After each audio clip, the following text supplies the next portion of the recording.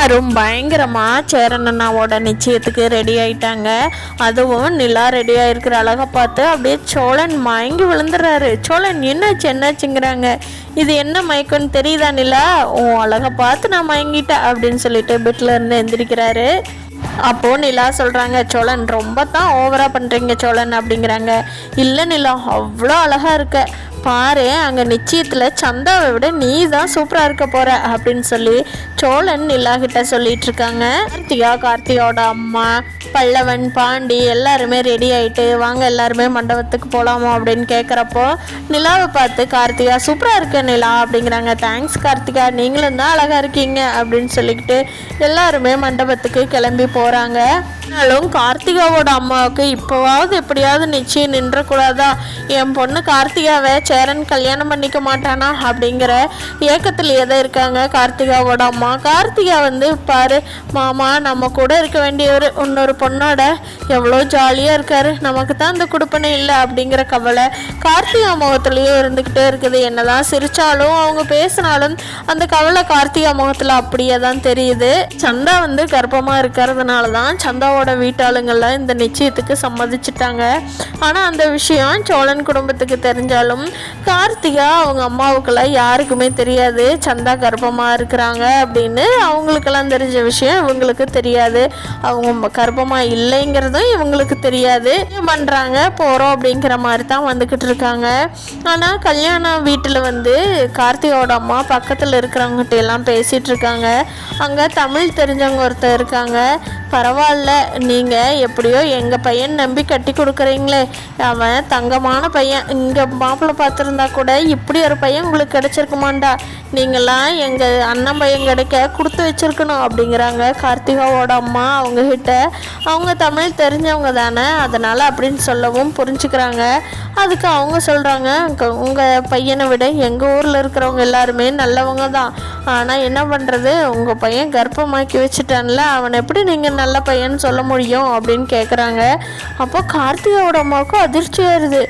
என்னது, பொண்ணு கர்ப்பமாக இருக்கா அப்படிங்கிறாங்க. ஆமாம், எங்கள் பொண்ணு கர்ப்பமாக இருக்குது, அதனால தான் இந்த கல்யாணத்தை நடத்தி வைக்கிறோம். இல்லைன்னா அவங்க என்ன தங்கமாக இருந்தாலும் பையனாக இருந்தாலும் அங்கே எல்லாம் கட்டி கொடுக்க மாட்டோம் அப்படிங்கிறாங்க.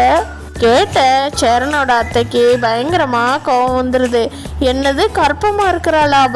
அவள் கர்ப்பமாக இருக்கிறான்னா அது காரணம் கண்டிப்பாக சேரன் இல்லை. சேரன் அப்படிப்பட்ட பையனும் இல்லை. சேரா அவனை ஏமாத்துறாங்கடா சேரா அப்படின்னு சொல்லிக்கிட்டு வேகமாக ஸ்டேஜில் சேரனும் சந்தாவும் நின்றுக்கிட்டு இருக்காங்க. அப்போ இந்த அம்மா வேகமாக ஓடி போய் சொல்கிறாங்க, டே சேரா உன்னை ஏமாத்துறாங்கடா இவங்கெல்லாம், இந்த நிச்சயத்தை பண்ணிக்காதடா சேரா, நீ நிறுத்திரு சேரா அப்படிங்கிறாங்க. அத்தை என்ன சொல்கிறீங்க அப்படின்னு சொல்லி சோழன், பாண்டி, பல்லவன் எல்லாருமே ஓடி போய் அவங்கள பிடிச்சி கேட்குறாங்க. அவங்க அத்தை இருந்துக்கிட்டு டே என்னை விடுங்கடா, நான் ஒரு உண்மை கண்டுபிடிச்சிருக்கிறேன், என்னை கையை விடுங்கடா, உங்கள் அண்ணன் தலையில் இடி இறக்க பார்க்குறீங்களேடா, இந்த நிச்சயம் நடக்கக்கூடாது அப்படின்னு சத்தம் போடுறாங்க.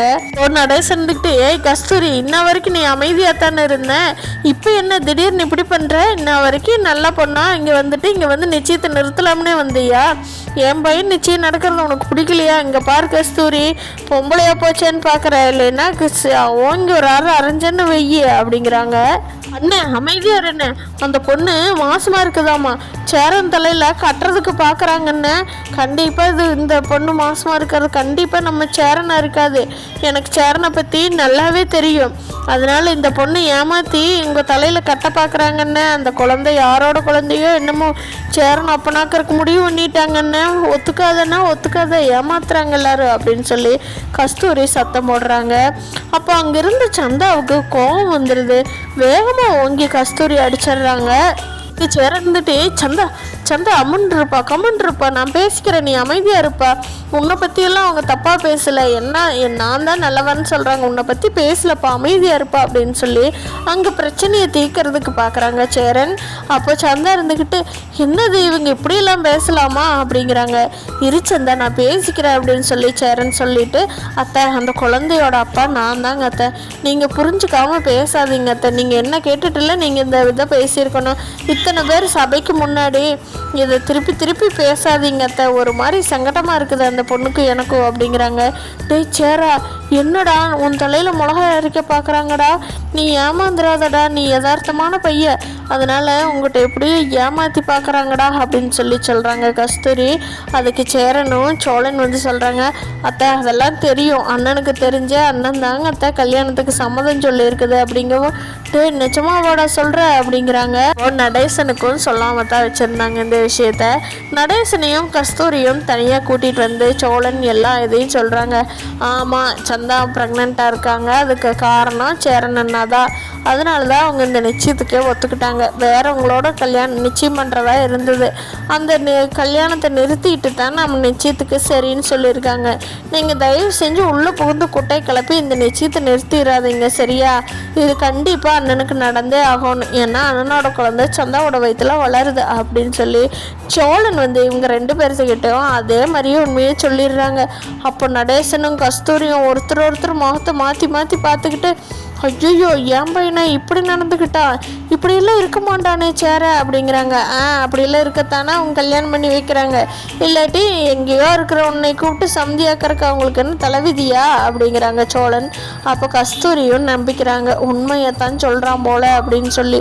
ஐயோ சேரனை பார்த்தா இவ்வளோ யதார்த்தமாக இருக்கிறேன், ஆனால் எப்படி ஒரு வேலையை பார்த்துருக்குறான் பாரு, நம்பவே முடியலையே அப்படின்னு சொல்லி கஸ்தூரி சொல்லிகிட்டு இருக்காங்க. அப்போ கார்த்தி வந்து, அம்மா ஏம்மா நீ போய் ஏம்மா சண்டை கட்டுற, அமைதியாக வாம்மா பேசி தீர்த்துக்கலாம் அப்படின்னு சொல்லவும், சரிடி நான் வந்துட்டேன்டி, நான் கூட சேரனை என்னவோன்னு நினச்சிட்டு இருந்தேன், இப்படி ஒரு பையனை மிஸ் பண்ணிட்டோமேன்னு ஃபீல் பண்ணிகிட்டு இருந்தேன், பரவாயில்லடி எல்லார்த்த போலந்தான் அவனும் இருக்கிறான், அவன் ஒன்றும் அப்படி தங்கமான பையனெல்லாம் கிடையாதாட்டிருக்குது அப்படின்னு சொல்லி புலம்பிக்கிட்டு இருக்கிறாங்க கஸ்தூரி.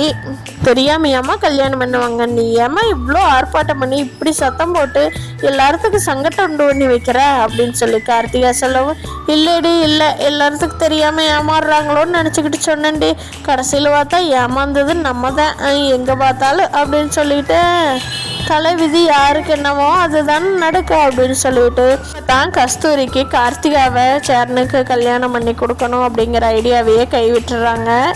நல்லபடியாக நடக்குது.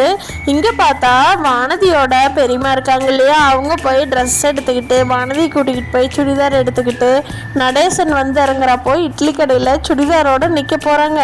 அதை பார்த்துட்டு நடேசன் வைக்கப்பட செம்பருத்தி வைக்கப்பட ஒரே பயங்கரமாக நடக்க போகுது.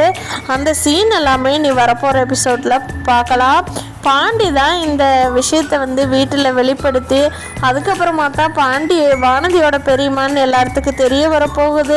பாண்டி வானதி கல்யாணத்தோட சேரவே நம்ம நடேசன் செம்பருத்தி கல்யாணத்தையும் பண்ணி வச்சிட வேண்டியதான் அப்படின்னு சொல்லி எல்லாரும் முடிவு பண்ணியிருக்காங்க. அதையெல்லாம் வர்ற நாட்களில் நடக்க போகுது ஃப்ரெண்ட்ஸ், பார்க்கலாமா? இரணத்தினே ரொம்ப சுவாரஸ்யமாக போக போகுது. நம்ம வீடியோ பிடிச்சிருந்தா லைக் பண்ணிக்கோங்க, நம்ம சேனல் இன்னும் சப்ஸ்கிரைப் பண்ணாதவங்க சப்ஸ்கிரைப் பண்ணிக்கோங்க. நீங்கள் என்ன நினைக்கிறீங்கன்னு கீழே கமெண்ட் பண்ணுங்கள். தேங்க்யூ.